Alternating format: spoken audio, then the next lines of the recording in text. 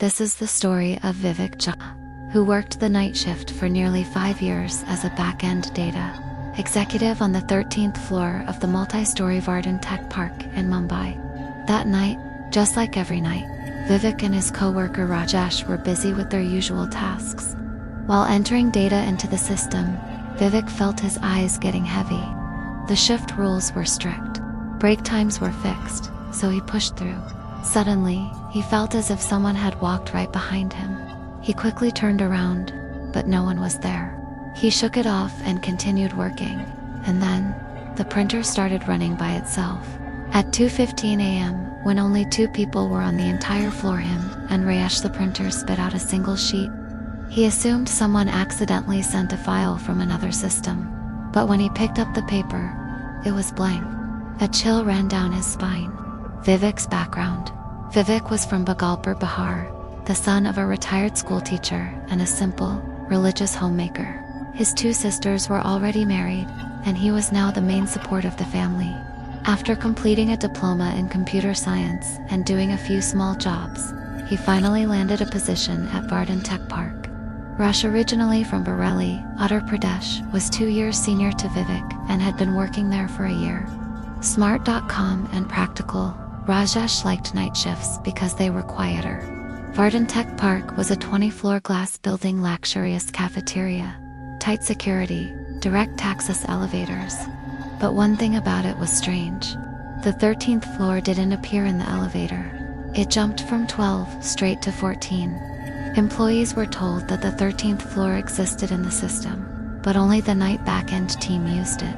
To reach it, you had to take a locked service staircase from the far corner of the 12th floor. The beginning of the night shift. For 2 years, Vivek avoided night shifts.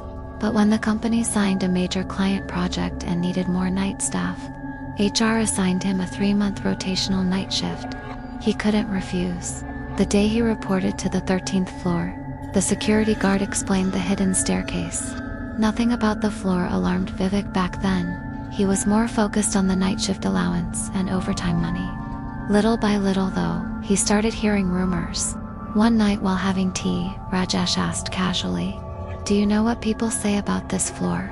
They say weird things happen here, that it's haunted." Then he laughed, brushing it off.